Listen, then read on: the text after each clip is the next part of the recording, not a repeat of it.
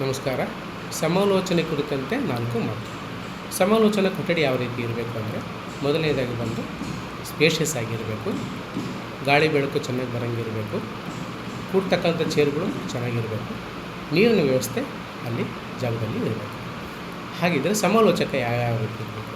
ಸಮಾಲೋಚಕ ಉತ್ತಮವಾಗಿರ್ತಕ್ಕಂಥ neat and ಕ್ಲೀನಾಗಿ ಇರಬೇಕು, ಉತ್ತಮವಾಗಿರ್ತಕ್ಕಂಥ ಡ್ರೆಸ್ನ ನಾವು ಹಾಕ್ಕೊಂಡಿರಬೇಕು, ಯಾವುದೇ ರೀತಿ ಇರ್ತಕ್ಕಂಥ ಅತೀ ಗಾಢವಾದ ಬಣ್ಣದಿಂದ ಇರ್ತಕ್ಕಂಥ ಶರ್ಟ್ಗಳನ್ನ ಅವನು ಯೂಸ್ ಮಾಡದೇ ಇರ್ತಕ್ಕಂಥದ್ದು ಭಾಳ ಒಳ್ಳೆಯದು. ಹಾಗಿದ್ದರೆ ಸಮಾಲೋಚನೆ ಅಂದರೆ ಆ ವರ್ಡ್ ಹೇಳೋ ರೀತಿ ಸಮವಾಗಿ ಆಲೋಚನೆ ಮಾಡ್ತಕ್ಕಂಥದ್ದು. ಸಮವಾಗಿ ಆಲೋಚನೆ ಅಂದರೆ ನೀವು ಕೇಳ್ಬೋದು, ಸರ್ ನಾವೇನು ಸಮಾಲೋಚನೆ ಅಂದರೆ ಇಬ್ಬರು ಸಮವಾಗಿ ಕೂತ್ಕೊಂಡು ಮಾತಾಡ್ತೀವಿ, ಆ ರೀತಿ ಅರ್ಥ ಅಲ್ಲ. ಸಮಾಲೋಚನೆ ಅಂದರೆ ಅವನ ಜಾಗದಲ್ಲಿ ನಿಂತು ನಾವು ಯೋಚನೆ ಮಾಡಬೇಕು ಅಂತಕ್ಕಂಥದ್ದನ್ನು ಸಮಾಲೋಚನೆ ಅಂತ ನಾವು ಹೇಳ್ತೀವಿ. ಸಮಾಲೋಚನೆಗೆ ಬಂದಿರತಕ್ಕಂಥ ವ್ಯಕ್ತಿ ಅಥವಾ ಅವರು ಹೆಣ್ಣಾಗಿರಲಿ ಅಥವಾ ಮಹಿಳೆ ಆಗಿರ್ಬೋದು ಅಥವಾ ಪುರುಷ ಆಗಿರ್ಬೋದು, ಬಂದಿರತಕ್ಕಂಥ ಟೈಮ್ಗಳಲ್ಲಿ ಸ್ವೀಕಾರ ಭಾಳ ಇಂಪಾರ್ಟೆಂಟು. ಅಂದರೆ ಬಂದಿರತಕ್ಕಂಥ ಕ್ಲೈಂಟ್ ಅಂತ ನಾವೇನು ಹೇಳ್ತೀವಿ, ಅರ್ಥಿ ಅಂತ ನಾವೇನು ಸಂಬೋಧನೆ ಮಾಡ್ತೀವಿ, ಅರ್ಥಿನ ಯಾವ ರೀತಿ ಇರ್ತಾನೋ ಆ ರೀತಿ ಅವ್ರನ್ನ ಅಕ್ಸೆಪ್ಟ್ ಮಾಡ್ಕೊಳ್ತಕ್ಕಂಥದ್ದು ಭಾಳ ಇಂಪಾರ್ಟೆಂಟು. ಅವ್ರು ಬಂದ ಮೇಲೆ ಅವ್ರನ್ನ ಕೂಡಿಸಿ ಒಂದು ಸ್ವಲ್ಪ ಹೊತ್ತು ಕ್ಯಾಶುವಲ್ ಆಗಿ ಮಾತಾಡಿ, ಏನು ಯಾವ ಊರು ನಿಮ್ಮದು, ಎಲ್ಲಿಂದ ಬಂದಿರಿ, ನಿಮ್ಗೆ ಇಲ್ಲಿ ಯಾರು ರೆಫರ್ ಮಾಡಿದರು ಅಂತ ಎಲ್ಲ ಕೇಳಿ ಆಮೇಲೆ ಸ್ವಲ್ಪ ಟಾಪಿಕ್ಕಿಗೆ ಬರಬೇಕು. ಏನು ಯಾವುದಕ್ಕೋಸ್ಕರ ಬಂದಿರಿ ಅಂದ್ಕೊಂಡು ಅದರೊಳಗೆ ಗ್ರೂಪ್ ಕೌನ್ಸ್ಲಿಂಗ್ ಏನಾದರೂ ನೀಡಿದ್ರು ಕೂಡ ಆ ಟೈಮಲ್ಲಿ ಮಾಡೋಕ್ಕಂತ ಹೋಗಬಾರ್ದು. ಯಾವುದಾದ್ರು ಫಸ್ಟ್ಗೆ ಬಂದಾಗ 2-3 ಬಂದಿದ್ದರೆ ಅದರಲ್ಲಿ ಯಾರಿಗೆ ಪ್ರಾಬ್ಲಮ್ ಇದೆ, ಏನು ಸಮಸ್ಯೆ ಅಂತ ಕೇಳಿದಾಗ ಒಬ್ಬರು ಕಾಮನಿಗೆ ಹೇಳೋಕ್ಕೋಸ್ಕರ ಬರ್ತಾರೆ. ಆವಾಗ ನಾವೇನು ಮಾಡಬೇಕು, ಅವ್ರನ್ನ ಕೂಡಿಸ್ಬಿಟ್ಟು ನೀಡಿದರೆ ಇನ್ನೊಬ್ಬರನ್ನ ಅವರು ಕೂಡಿಸ್ಕೊಳ್ಬೋದು. ಇಲ್ಲ ಅಂತಂದಾಗ ಸಪ್ರೇಟಾಗಿ ಅವ್ರನ್ನ ಕೂಡಿಸಿ ಗುಪ್ತ ಸಮಾಲೋಚನೆ ಅಂತ ನೀವು ಅವ್ರಿಗೆ ಡೈರೆಕ್ಟಾಗಿ ಹೇಳಬೇಕು. ಕೂತ್ಕೊಂಡು ಮಾತಾಡಬೇಕು, ಅವ್ರ ಹತ್ರ ಫಸ್ಟು ಸಮಸ್ಯೆ ಬಗ್ಗೆ ಮಾತಾಡಬೇಕು. ಫಸ್ಟು ನಿಮ್ಮನ್ನು ನೀವು ಕೇಳ್ಕೊಳ್ಬೇಕು, ಆ ಸಮಸ್ಯೆಗೆ ನೀವು ಕೌನ್ಸಿಲಿಂಗ್ ಮಾಡ್ತೀರಾ ಮಾಡಲ್ಲ ಅಂತ. ಅರ್ಥ ಆಯ್ತಾ? ಈಗ ಕೆಲವು ಸತಿ ಏನಾಗ್ತದೆ, ಫ್ಯಾಮಿಲಿ ಕೌನ್ಸಿಲಿಂಗ್ ಅಂತ ನೀವು ಕೌನ್ಸಿಲಿಂಗ್ ಏನು ಮಾಡ್ತಿರ್ತೀರಿ, ಫ್ಯಾಮಿಲಿ ಕೌನ್ಸಿಲಿಂಗ್ ಮಾಡ್ತೀವಿ. ಬಂದಿರತಕ್ಕಂಥದ್ದು ಕೌನ್ಸಿಲಿಂಗ್ ಏನು HIV AIDS ರಿಲೇಟೆಡ್ ಇರ್ತಕ್ಕಂಥದ್ದು. ಅದೇ ಟೈಮ್ನಲ್ಲಿ ನೀವು ಎಲ್ಲ ಕೂಡಿಸಿ ಕ್ಷೇಮ ಸಮಾಚಾರ ಅದು ಇದು ಎಲ್ಲ ಮಾತಾಡೋದ್ರೊಳಗಡೆಗೆ ಟೈಮ್ ಆಗೋಗ್ತದೆ. ಆವಾಗ ನೀವೇನು ಮಾಡಬೇಕು, ಬಂದಿರತಕ್ಕಂಥದ್ದನ್ನು ಒಂದು 2 ನಿಮಿಷದಲ್ಲೇ ನೀವು ಯಾವ ವಿಚಾರಕ್ಕೋಸ್ಕರ ಬಂದಿರಿ ಇಲ್ಲಿ ಅಂತೆಲ್ಲ ಕೇಳಿದಾಗ ಅವ್ರು ಇಲ್ಲ ಸರ್ ನಮಗೆ ಈ ರೀತಿ HIV AIDS ಬಗ್ಗೆ ನಮಗೆ ಸಮಾಲೋಚನೆ ಅವಶ್ಯಕತೆ ಇದೆ ಅಂತ ಅವ್ರು ಏನಾದರೂ ಹೇಳಿದರೆ, ಅದು ನಿಮ್ಮ ವ್ಯಾಪ್ತಿಗೆ ಬರದೇ ಇತ್ತು ಅಂದರೆ ನೀವು ಅದನ್ನು ಬೇರೆ ಕಡೆಗೆ ರೆಫರ್ ಮಾಡಬೇಕು. ಇಲ್ಲ ನಿಮ್ಮದು ಫ್ಯಾಮಿಲಿ ಕೌನ್ಸಿಲಿಂಗ್ ಮಾಡ್ತಿದ್ರಿ, ನಿಮ್ಮ ಕೌನ್ಸಿಲಿಂಗ್ ಏರಿಯಾಕ್ಕೆ ಸಂಬಂಧ ಇರ್ತಕ್ಕಂಥ ಅದು ಕೇಸ್ ಆಗಿತ್ತು ಅಂದಾಗ ಅದನ್ನು ನೀವು ಫಸ್ಟು ಸ್ವೀಕಾರ ಮಾಡಬೇಕು. ಆಗ ಅವರಿಗೆ ನೀವು ಕಾಮನಿಗೆ ಹೇಳಬೇಕು, ಆಯಿತು ಕೂತ್ಕೊಳ್ರಿ ಅಂತೆಲ್ಲ ಹೇಳಿ ಅವ್ರ ಜೊತೆಗೆ ಮಾತಾಡಬೇಕು. ನೋಡಿರಿ, ಫಸ್ಟ್ ನೀವು ಅರ್ಥ ಮಾಡ್ಕೊಳ್ರಿ, ಸಮಾಲೋಚನೆ ಒಳಗಡೆಗೆ ಸಮಾಲೋಚಕನ ಪಾತ್ರ ಏನಿರ್ತದೆ ಅಂತಂದಾಗ ಆ ಸಮಸ್ಯೆಗಳಿಗೆ ಪರಿಹಾರ ಹುಡುಕ್ತಕ್ಕಂಥದ್ದು ನಿಮ್ಮದು ಕೆಲಸ ಅಲ್ಲ.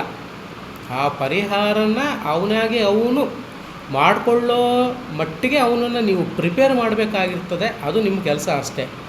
ಸಮಸ್ಯೆನ ಮಾತ್ರ ನೀವು ವಿಚಾರ ಮಾಡಬೇಕೇ ಹೊರತು ಸಮಸ್ಯೆ ಪೀಡಿತ ವ್ಯಕ್ತಿ ಅಲ್ಲ. ಬಂದಿರತಕ್ಕಂಥ ವ್ಯಕ್ತಿ ಮೇಲೆ ಯಾವುದೇ ರೀತಿ ಇರ್ತಕ್ಕಂಥ ಪೂರ್ವಗ್ರಹ ಪೀಡನೆ ಒಳ್ಳೆಯದಲ್ಲ. ಅಂದರೆ ಅವನಿಗೆ ಸಮಸ್ಯೆ ಯಾವುದೋ ಒಂದು ವರದಕ್ಷಿಣೆ ಕೇಸಿಗೆ ಸಂಬಂಧಪಟ್ಟಿರ್ತಕ್ಕಂಥದ್ದು, ಇವನು ಯಾಕೆ ಸರಿಗಿದ್ದಂಗಿಲ್ಲ ಅದಕ್ಕೋಸ್ಕರ ಇವನು ವರದಕ್ಷಿಣೆ ತೊಗೊಂಡಿರ್ತಾನೆ, ಹಾಗಾಗಿ ಅವನಿಗೆ ಏನೋ ಪ್ರಾಬ್ಲಮ್ ಆಗಿರುತ್ತೆ ಅಂತ ನೀವು ಪೂರ್ವ ನಿರ್ಧಾರ ಮಾಡೋಕ್ಕಂತ ಹೋಗಬಾರ್ದು. ಅದು ನಿಮ್ಮ ಕೆಲಸ ಅಲ್ಲ.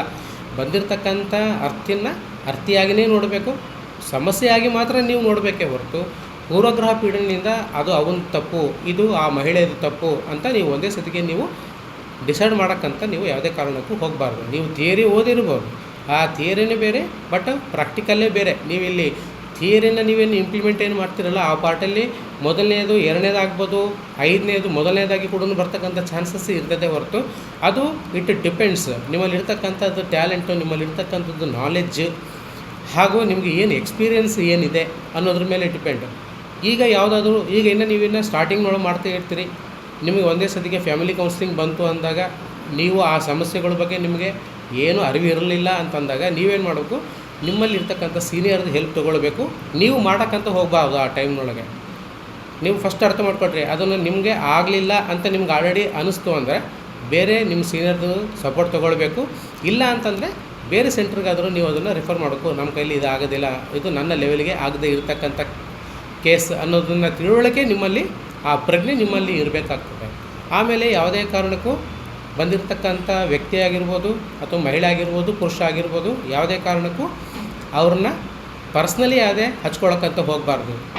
ವೃತ್ತಿ ಏನಿರ್ತದೆ ಅಷ್ಟಕ್ಕೆ ಮಾತ್ರ ಅವ್ರನ್ನ ನೀವು ಇಟ್ಕೊಂಡಿರಬೇಕೇ ಹೊರತು ಯಾವುದೇ ಕಾರಣಕ್ಕೂ ಅತಿಯಾಗಿ ಪರ್ಸ್ನಲಿ ನಾವು ಭಾವನಾತ್ಮಕ ಇದನ್ನು ಬೆಳೆಸ್ಕೊಳ್ಳೋಕ್ಕಂತ ಹೋಗಬಾರ್ದು ಅವ್ರನ್ನ.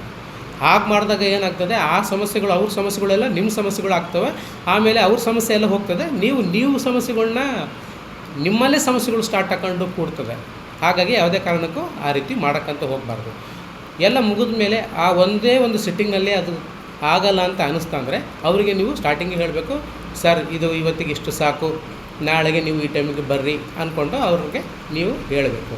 ಆಮೇಲೆ ಆ ರೀತಿ ಮಾತಾಡೋಕ್ಕಿಂತ ಮುಂಚೆ ಅವ್ರ ಕಡೆಯಿಂದ ಒಂದು ಕನ್ಸೆಂಟ್ ಫಾರ್ಮ್ ತೊಗೊಳ್ಬೇಕು. ಅದ್ರ ಸಮ್ಮತಿ ಪತ್ರ ಅಂತ ಏನು ಹೇಳ್ತೀವಲ್ಲ, ಲೀಗಲಿ ಏನಾದರೂ ಮುಂದೆ ಕಾಂಪ್ಲಿಕೇಶನ್ ಬರ್ತಕ್ಕಂಥ ಚಾನ್ಸಸ್ ಇರ್ತದೆ. ಹಾಗಾಗಿ ಒಂದು ಸಮ್ಮತಿ ಪತ್ರ ಕೊಡೋದನ್ನು ತೊಗೊಂಡು, ಈ ರೀತಿ ನಾವು ಕೌನ್ಸಿಲಿಂಗಲ್ಲಿ ಹಿಂಗೆ ಮಾಡ್ತಾಯಿದ್ವಿ, ಈ ರೀತಿ ವಿಚಾರಗಳೆಲ್ಲ ಇರ್ತದೆ ಅಂದ್ಕೊಂಡು ಅವ್ರ ಕಡೆಯಿಂದ ಫಸ್ಟ್ ನೀವು ಕನ್ಸೆಂಟ್ ನೀವು ತೊಗೊಳ್ಬೇಕಾಗಿರ್ತದೆ. ಕಡ್ಡಾಯವಾಗಿ ತೊಗೊಳ್ಳೋಕ್ಕೂ ಯಾವುದೇ ಕಾರಣಕ್ಕೂ ಮರೆಯೋಕ್ಕಂತ ಹೋಗಬಾರ್ದು. ಮುಗಿದ ಮೇಲೆ 1 ಸಿಟ್ಟಿಂಗು 2 ಸಿಟ್ಟಿಂಗು 3 ಸಿಟ್ಟಿಂಗ್ ಎಲ್ಲ ಆಗಿ ಆ ಸಮಸ್ಯೆ ಅವರಿಗೆ ಪರಿಹಾರ ಆಯಿತು ಅಂತ ಅನಿಸಿದ ಮೇಲೆ ಟರ್ಮಿನೇಷನ್ ಕಂಪಲ್ಸರಿ, ನೀವು ಟರ್ಮಿನೇಷನ್ ಮಾಡಲೇಬೇಕು. ಆಮೇಲೆ ಅದ್ರ ಜೊತೆಗೆ ಅವ್ರದ್ದು ನಂಬರ್ಗಳ್ನ ಇಸ್ಕೊಳ್ತಕ್ಕಂಥದ್ದು ಆಗಿರ್ಬೋದು, ಆ ನಂಬರ್ ಇಸ್ಕೊಂಡವ್ರ ಜೊತೆಗೆ ಕಾಂಟ್ಯಾಕ್ಟ್ ಇಟ್ಕೊಳ್ತಕ್ಕಂಥದ್ದಾಗಿರ್ಬೋದು, ಯಾವುದೇ ಕಾರಣಕ್ಕೂ ಮಾಡೋಕ್ಕಂತ ಹೋಗಬಾರ್ದು.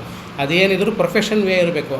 ಆ ಕೇಸ್ ಇರೋವರೆಗೂ ಅಷ್ಟೇ ನಿಮ್ಮದು, ಹೋದ್ಮೇಲೆ ನೀವ್ಯಾರು ಅವ್ರು ಯಾರು, ಆ ರೀತಿ ಕಂಪಲ್ಸರಿ ನೀವು ವೃತ್ತಾತ್ಮಕವಾಗಿಯೇ ನೀವು ಇರಬೇಕೇ ಹೊರತು ಯಾವುದೇ ಕಾರಣಕ್ಕೂ ಪರ್ಸ್ನಲಿ ತೊಗೊಳಕ್ಕಂತ ಹೋಗಬಾರ್ದು. ಇದು ಸಮಾಲೋಚನೆಗೆ ಇರ್ತಕ್ಕಂಥ ಕೆಲವು ವಿಚಾರಗಳು. ನಮಸ್ಕಾರ.